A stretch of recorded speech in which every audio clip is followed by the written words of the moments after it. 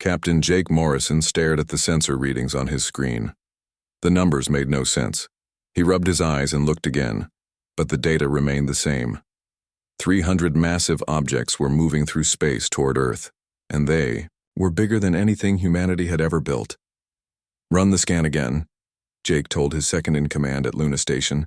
The moon-based facility served as Earth's early warning system, watching for asteroids and space debris that might threaten the planet. Today, it had found something much worse.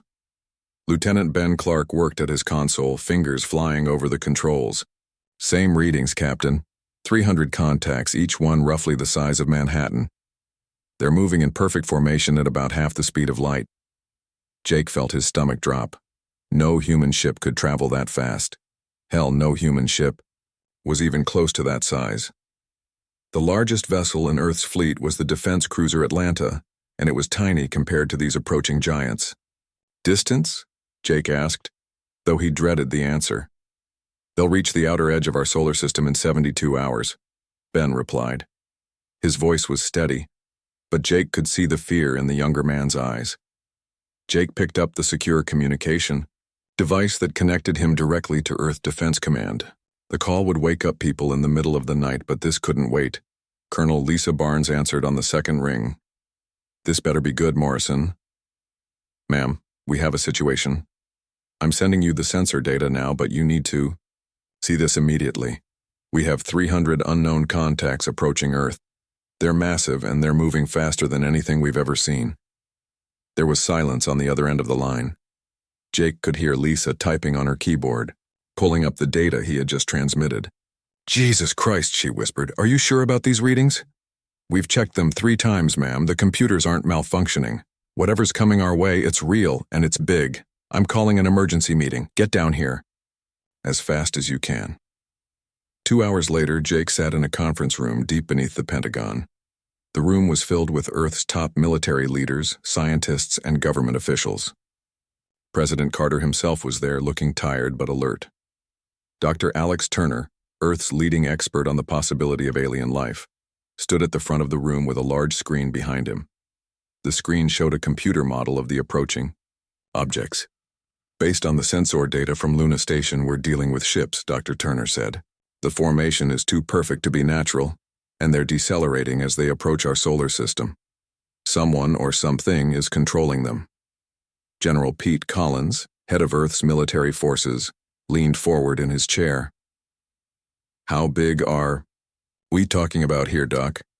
"Each ship appears to be roughly 10 kilometers long and 3 kilometers wide.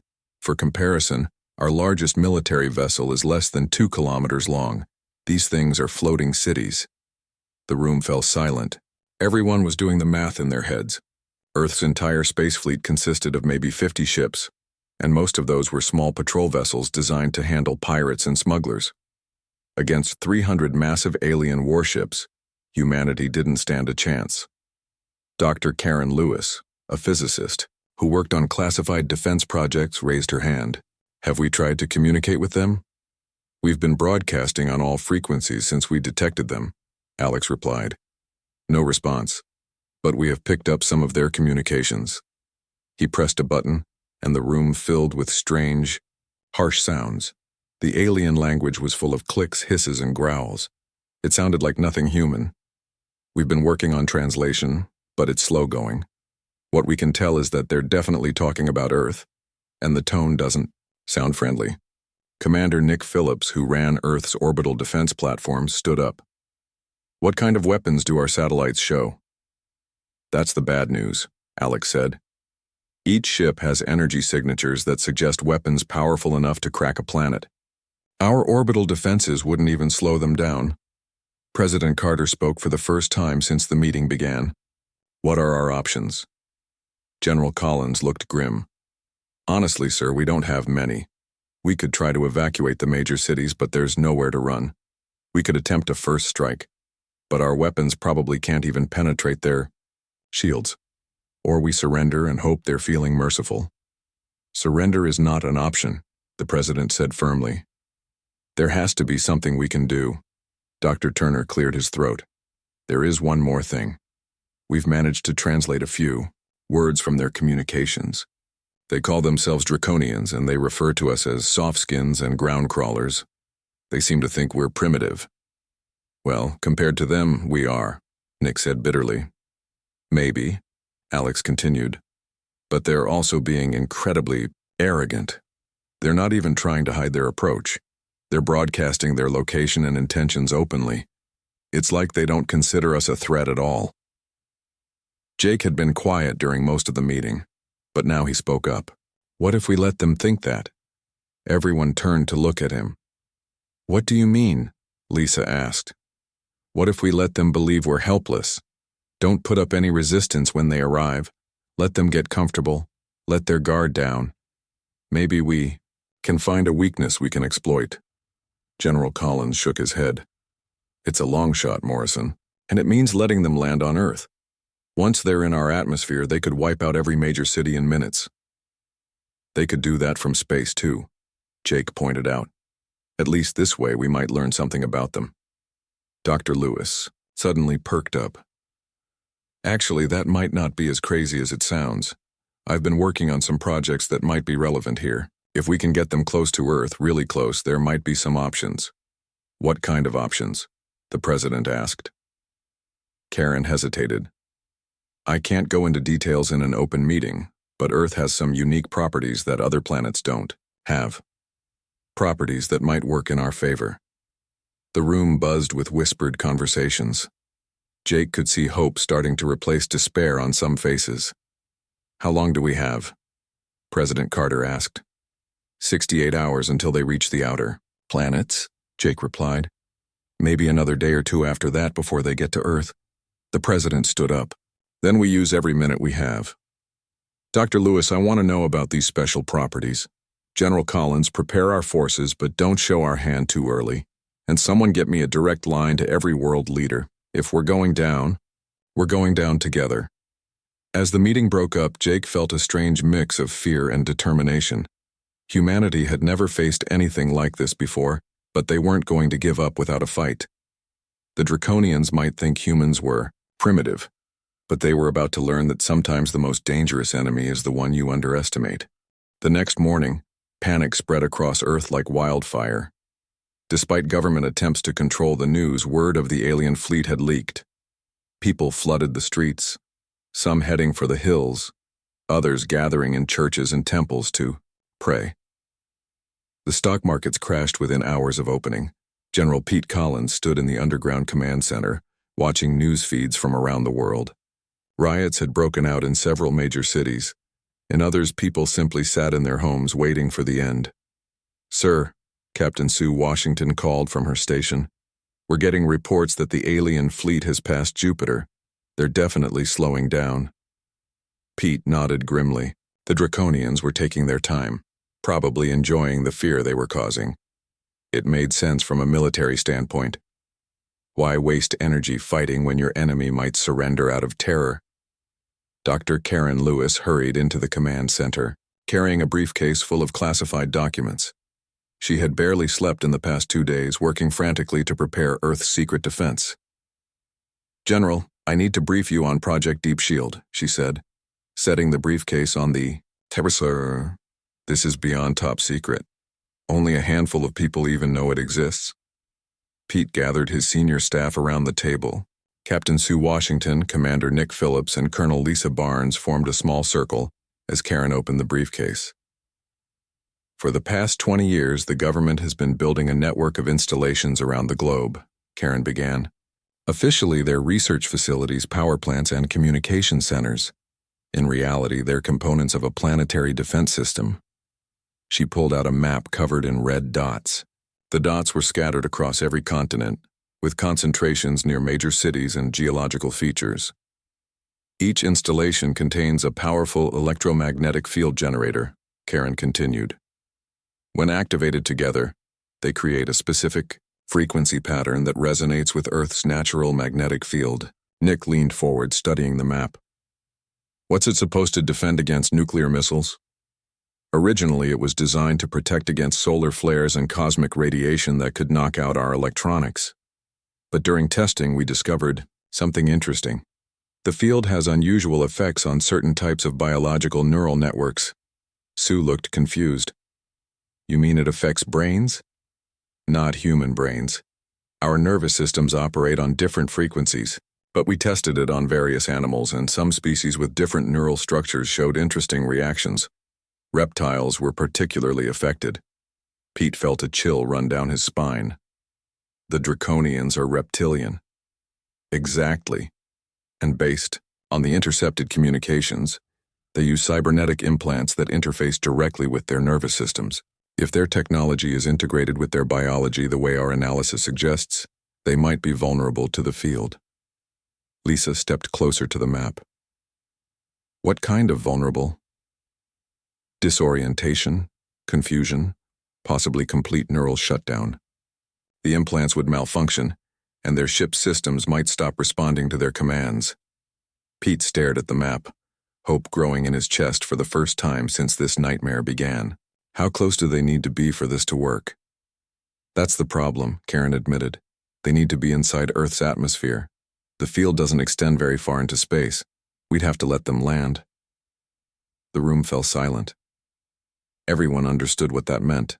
If the plan failed, the aliens would be in perfect position to destroy every major city on Earth. There's another issue, Karen continued. The system has never been tested at full power. We don't know exactly what will happen when all the installations activate at once. Commander Nick Phillips shook his head. This is insane. We're talking about betting the entire planet on an untested weapon that might not even work. Do we have any other choice? Pete asked. Our space fleet can't stop them. Our ground-based weapons can't reach them. This is the only shot we have. 2 hours later, the alien fleet passed Mars. Long-range telescopes showed the massive ships in frightening detail. They were dark, angular vessels that looked like they had been designed to inspire fear. Weapon ports lined their hulls, and energy readings suggested they carried enough firepower to glass an entire planet. Captain Jake Morrison watched from Luna Station as the fleet continued its approach. The aliens were broadcasting now, sending messages toward Earth in broken English they had somehow learned from intercepted human communications. Soft skins of the third planet. The harsh alien voice crackled through the speakers. You will surrender to the Draconian Empire. Resistance is futile. Your primitive weapons cannot harm our ships. You have one solar day to submit or your cities will burn. Jake turned to Ben Clark, who was monitoring the broadcast. They sound pretty confident. Maybe too confident, Ben replied. They're not, even running silent. They're broadcasting their position, their numbers, everything. It's like they want us to know how hopeless this is.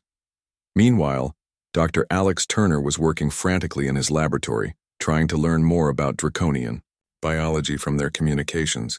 The aliens had gotten careless, transmitting medical data and technical specifications as they prepared for the invasion. Fascinating, Alex muttered as he studied the data. Their nervous systems are completely integrated with their technology. It's like they've turned themselves into living computers. His assistant, Dr. Matt Brooks, looked over his shoulder at the screen. Is that why they're so advanced? Probably, but it might also be their weakness. If something disrupts the connection between their brains and their implants, they could be helpless. 8 hours later, the Draconian fleet entered Earth's atmosphere. The massive ships descended through the clouds like falling mountains, their dark hulls blotting out the sun. People around the world looked up in terror as the vessels took positions above every major city. In New York, the largest ship hovered directly over Manhattan, casting the entire island in shadow. Similar scenes played out in London, Tokyo, Moscow, and dozens of other cities. The message was clear: surrender, or watch your civilization burn. Admiral Zethkar, commander of the Draconian fleet, stood on the bridge of his flagship. The reptilian alien was over 2 meters tall, with scales that gleamed like polished steel and cybernetic implants that pulsed with blue light around his skull. Report, he hissed to his subordinate. All ships in position, Admiral. The Softskins have not responded to our demands, but they have not fired upon us either. Their military installations remain inactive. Zethkar's forked tongue flicked out, tasting the air. Fear paralyzes them. As expected, these primitives know they cannot challenge the might of the Empire. What the Admiral didn't know was that deep beneath the Pentagon, General Collins was giving the order that would change everything. Dr. Lewis, activate deep shield. All installations full power. Karen's hands shook as she entered the activation codes. Around the world, hidden facilities began to hum with power. The electromagnetic field generators came online one by one, creating an invisible web of energy that wrapped around the entire planet. Field generators at 20% and rising, Karen reported. 30%, 40%. On the Draconian, ship's crew members began to notice strange sensations. At first, it was just a mild discomfort, like a headache coming on. The cybernetic implants that connected their minds to their ship's systems flickered occasionally. Lieutenant Grace Murphy, monitoring alien communications from a bunker in Colorado, heard the first signs of confusion in the Draconian transmissions. "General, something's happening," she called out. "Their communications are becoming erratic. They're reporting technical difficulties." Pete felt his heart racing. "Dr. Lewis, what's our field strength?" 60% and climbing. 70%. Above New York, Admiral Zethkar grabbed his head as pain shot through his skull. His implants were sparking, sending conflicting signals to his brain. Around him, his bridge crew was experiencing similar problems. "What is happening?" he roared, but his words came out slurred and distorted. His second-in-command tried to answer, but collapsed to the deck, convulsing as his cybernetic enhancements overloaded. Throughout the ship, similar scenes were playing out as the Draconian crew lost control of their own bodies. "Field strength at 90%, Karen announced. 100% were at full power." The effect was immediate and devastating. Draconian ships began to drift out of formation as their crews became incapacitated. The sophisticated AI systems that ran the vessels started receiving corrupted commands from the failing neural interfaces, causing the ships to behave erratically. Admiral Zethkar, barely conscious and unable to control his own implants, realized with growing horror that his mighty fleet was falling apart. The primitive humans had done something impossible. They had turned the Draconians' greatest strength into their greatest weakness. As alarms blared throughout the alien ships, humanity held its breath and waited to see if their desperate gamble would save them or doom them all. The electromagnetic field reached full power, and chaos erupted aboard the Draconian ships.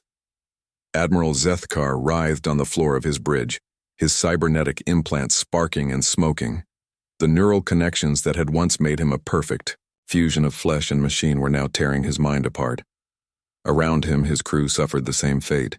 The reptilian aliens had spent centuries perfecting the technology that connected their brains directly to their ships. It gave them reaction times no organic being could match, and allowed them to control their vessels with thought alone. Now, that same technology was killing them. Dr. Karen Lewis watched the readings from the Pentagon's command center.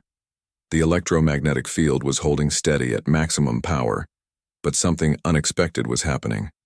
The field wasn't just disrupting the aliens' neural implants, it was interacting with their ship's technology in ways she had never predicted. "General Collins, you need to see this," she called out, pointing to her screen. "The alien ships are showing quantum fluctuations. Their hull integrity is becoming unstable." Pete Collins rushed to her station studying the data. "What does that mean?"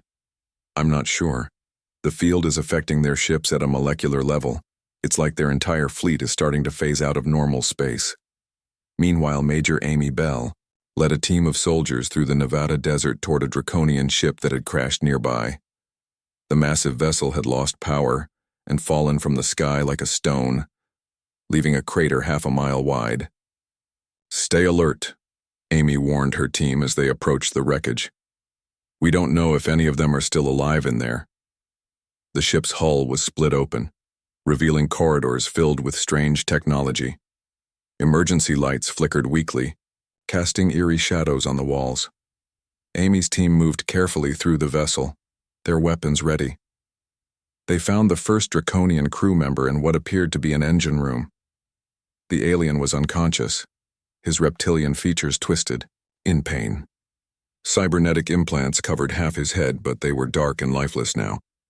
"Jesus," whispered Sergeant Tom Davis, one of Amy's soldiers. "Look at all that hardware in his skull. No wonder the field messed them up so badly." Amy knelt beside the alien, checking for signs of life. The creature was breathing, but barely. "Get the medics in here. We need to keep this one alive for questioning." As they moved deeper into the ship, they found more crew members. All of them were in similar condition, their implants fried, and their minds broken by the electromagnetic assault. The ship's computer systems were also failing, screens flickering with corrupted data. Back in the command center, Commander Joe Martinez coordinated the global response. Reports were coming in from around the world as more Draconian ships began to malfunction and crash. "London reports 3 ships down in the Thames," he announced. "Tokyo has 2 more in the harbor. Moscow says their ship is drifting toward the city, but it's losing altitude fast." Pete Collins felt a mix of relief and worry. The plan was working, but falling alien ships posed their own dangers. Each vessel was the size of a small city, and they were crashing into populated areas. "Order all emergency services to the crash sites," Pete commanded. "We need to evacuate civilians and secure those ships before any survivors recover."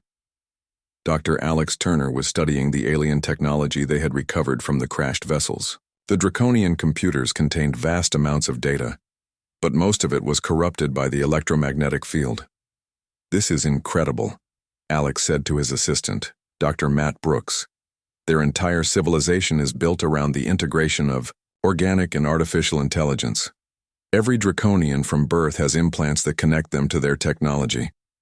Matt looked at the alien hardware spread across the lab table.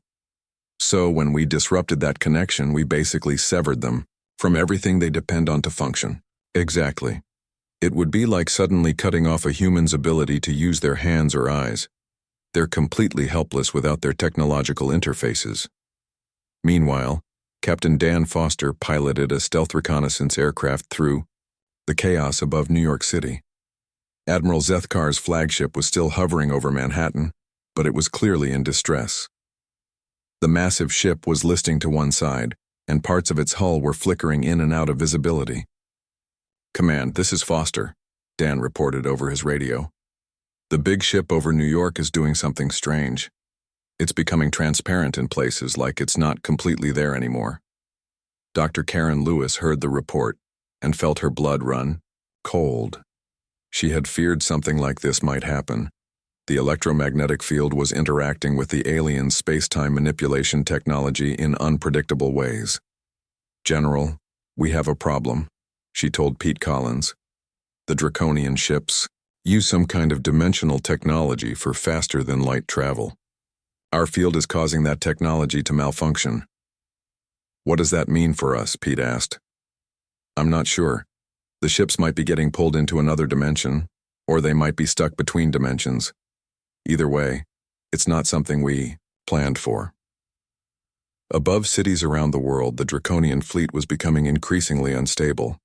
Ships that had been solid and menacing just hours before were now flickering like mirages. Some vessels were partially visible, their crews trapped inside hulls that existed in multiple dimensions at once. Lieutenant Ben Clark monitored the situation from Luna Station. The sensor readings were unlike anything he had ever seen. The alien ships were registering on some instruments but not others, as if they were caught between existing and not existing. "Captain Morrison, I'm getting impossible readings," Ben reported. "The alien fleet is still there, but it's also not there. They're showing up on quantum sensors but not on visual or standard radar." Jake Morrison studied the data, trying to make sense of it. "Are they retreating? Using some kind of cloaking device?" "I don't think so, sir. It looks more like they're being pulled out of normal space against their will. Their engines are still running, but they can't seem to control where they're going." Admiral Zethkar, barely conscious and in agony from his malfunctioning implants, tried desperately to regain control of his flagship. The ship's systems were responding randomly to his thoughts, caught between the commands from his damaged neural interface and the chaotic effects of the electromagnetic field. Through the pain, he realized the horrible truth. The humans had done more than just defeat his fleet. They had somehow trapped his ships in a dimensional prison, caught between realities with no way to escape. The Admiral tried to send a distress signal to the Draconian Empire, but his communications were as scrambled as everything else. His mighty fleet, the pride of the Empire, was becoming lost in the spaces between worlds. Dr. Karen Lewis watched the quantum readings with growing amazement and terror. The electromagnetic field was creating a phenomenon she had only read about in theoretical physics papers. The alien ships were being pushed out of normal space-time, existing in a state that was neither fully real nor completely imaginary. They're not just being defeated, she whispered to herself. They're being erased.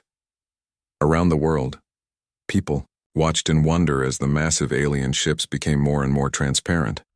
The vessels that had filled them with terror just hours before were now fading away like ghosts. But unlike ghosts, these ships were taking their crews with them into whatever strange realm lay beyond normal reality. The Draconian invasion fleet, which had conquered dozens of worlds and struck fear into the hearts of entire civilizations, was vanishing from existence. Their advanced technology, their perfect integration of mind and machine, their centuries of military superiority, none of it mattered now. Earth's electromagnetic field had turned their greatest strengths into their doom, and humanity had won a victory that would echo across the galaxy. But as the alien ships continued to fade away, everyone wondered what would happen when the rest of the universe learned that the mighty Draconian fleet had simply disappeared after trying to conquer a small blue planet. The trap had been sprung, and there was no escape for the aliens caught within it. The galaxy's most feared warriors were becoming nothing more than quantum echoes, warnings to any other species that might dare to threaten Earth. The electromagnetic field reached a critical point, and something extraordinary began to happen. The Draconian ships didn't just fade away slowly. They started to disappear in waves, like someone was erasing them from reality itself. Dr. Kate Rogers sat in her lab at the Pentagon, watching quantum readings that made no scientific sense. The alien vessels were registering energy signatures that existed in multiple dimensions at once. Her instruments showed the ships were there, not there, and somewhere in between all at the same time. "This is impossible," she whispered, checking her equipment for the third time. "According to these readings, the ships are being pulled into subspace, but they're fighting it. They're stuck halfway between our dimension and somewhere else." Above New York City, Admiral Zethkar experienced his final moments of consciousness. Through the pain of his failing implants, he could see his bridge crew fading in and out of existence. Some of his officers were completely transparent now, like ghosts trying to hold on to the physical world. The Admiral tried to speak, but his voice came out as static. His reptilian body was losing cohesion, becoming nothing more than an outline of what he used to be. In his last clear thought, he realized that his entire fleet was being consumed by forces beyond his understanding. Captain Matt Brooks flew his reconnaissance drone as close as he dared to the largest Draconian ship.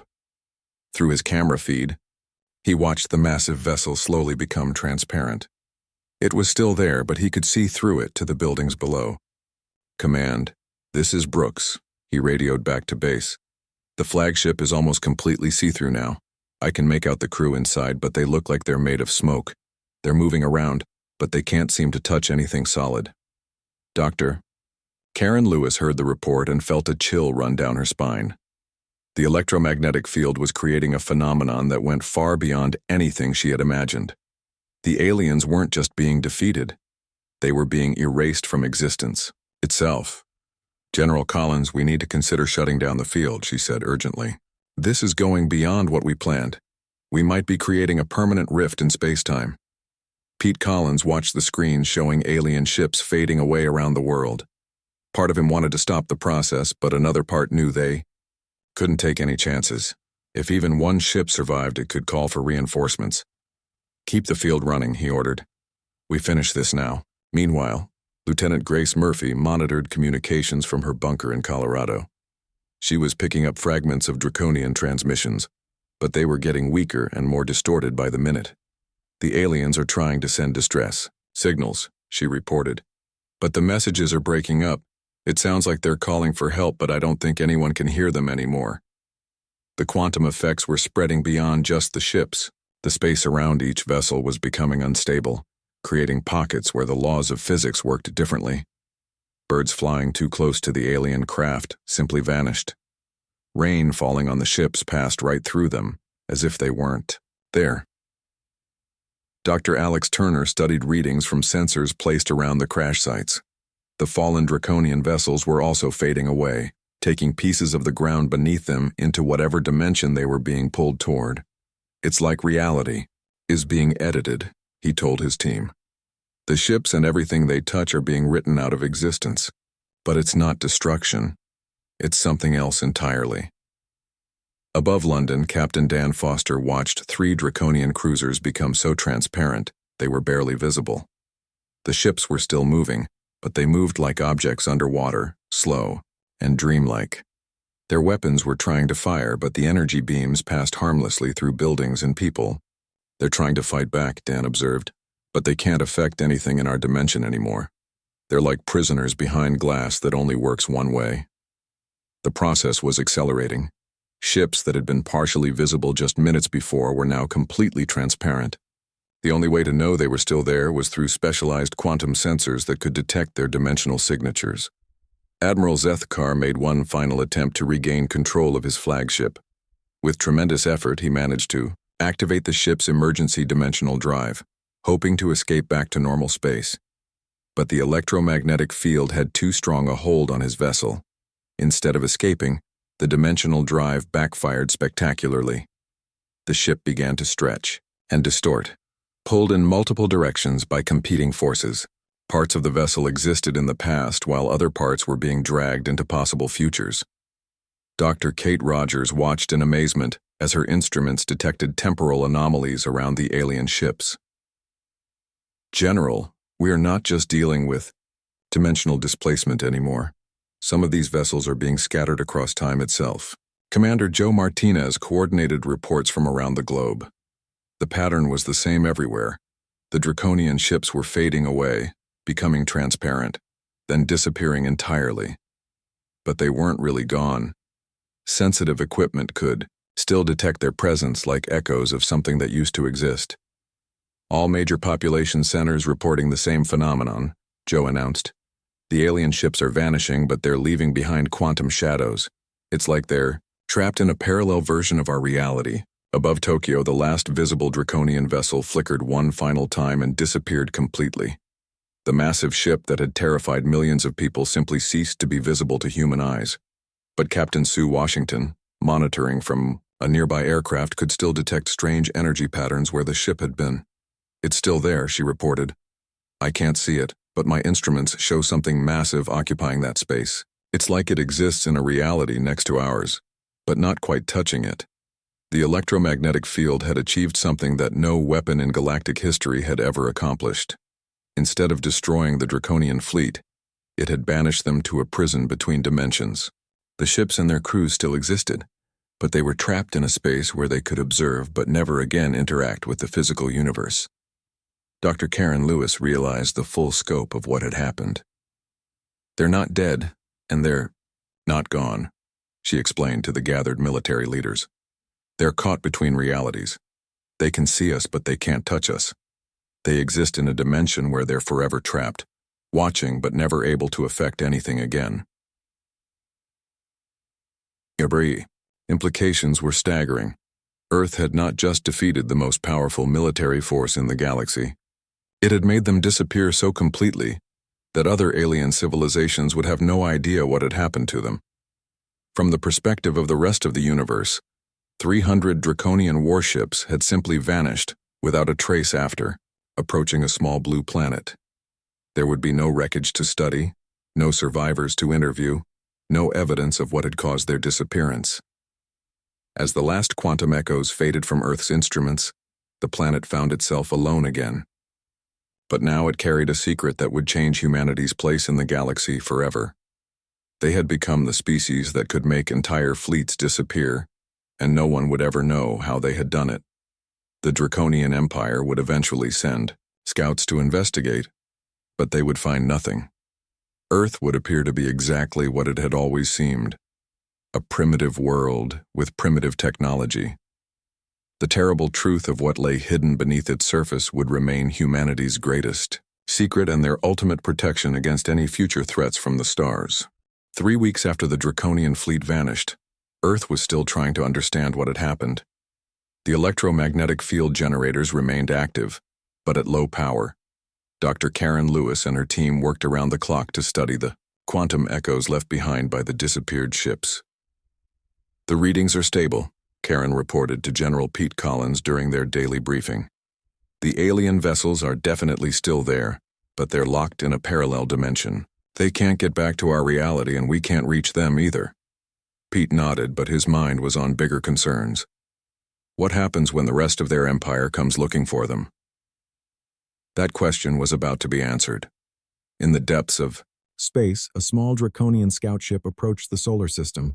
Captain Vexistar, a young reptilian officer, had been sent to investigate why Admiral Zethkar's fleet had stopped communicating.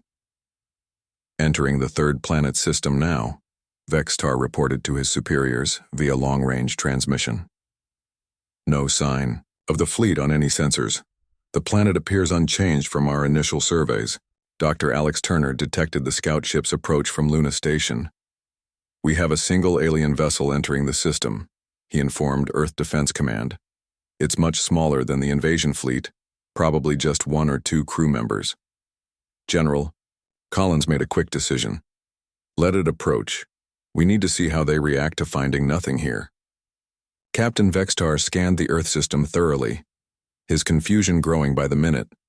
According to his records, 300 massive warships should be occupying positions around the planet. Instead, he found only empty space and the primitive, human installations he had expected to see destroyed. Command, this is very strange, Vextar transmitted back to Draconian space. There is no sign of Admiral Zethkar's fleet anywhere in this system. The planet shows no damage from orbital bombardment. It is as if our ships never arrived here. The response from Draconian Command was immediate and harsh. Impossible. Our fleet is too large to simply disappear. Search more carefully.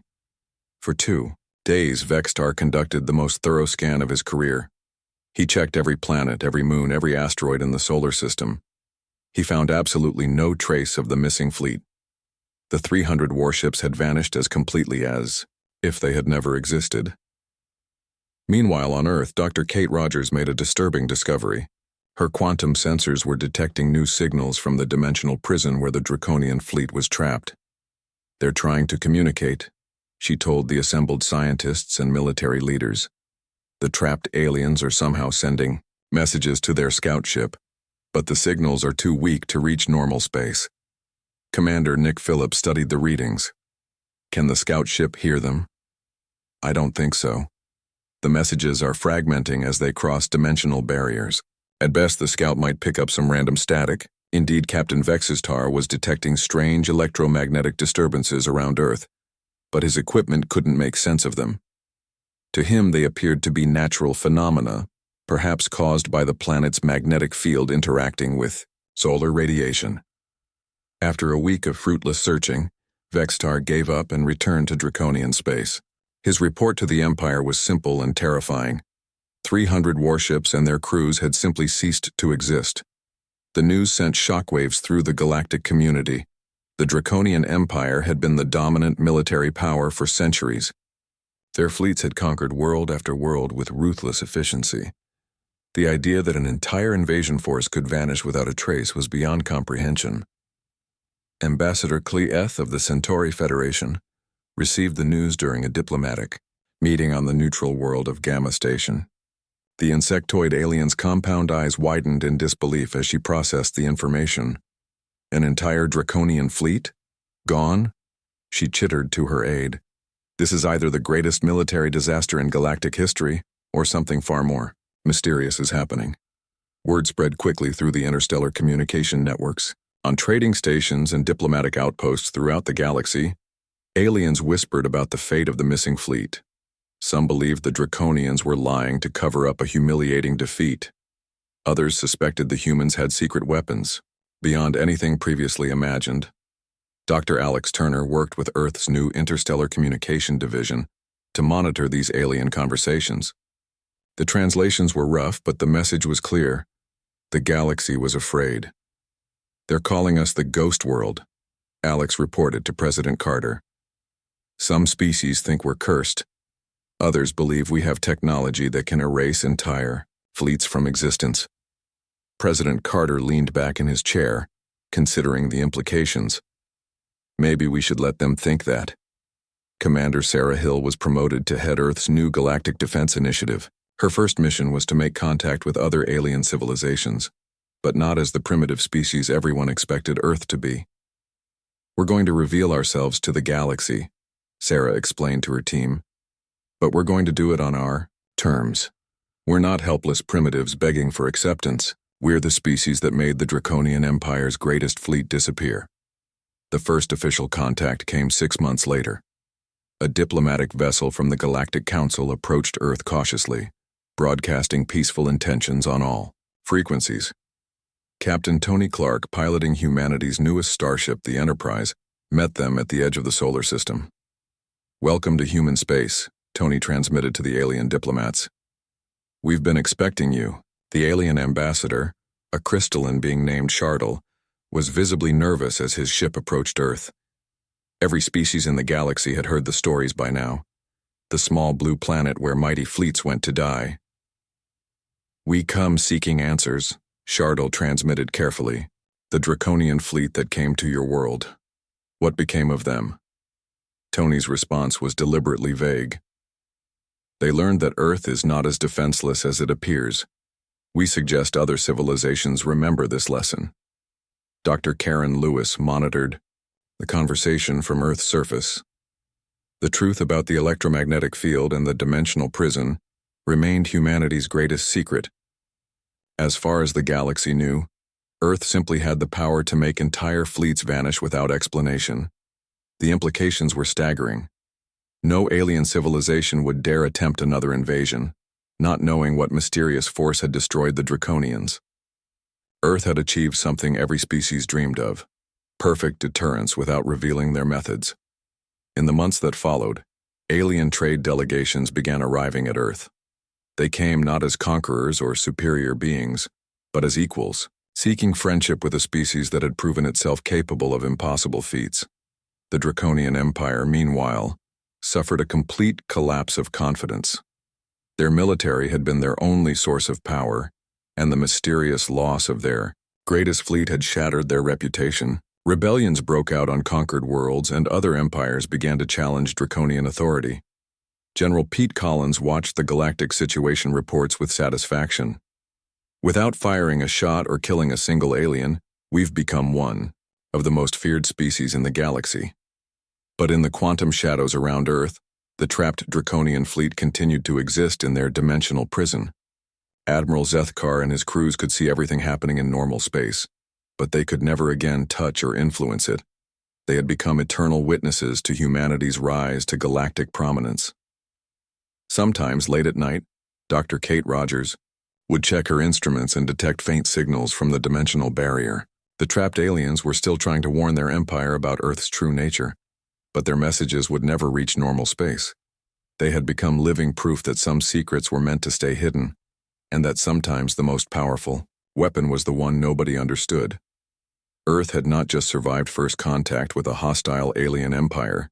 It had become the mystery that would keep the galaxy guessing for generations to come. The small blue world that had once seemed so vulnerable was now whispered about in every corner of known space as the planet where fleets went to die, and none could explain how or why.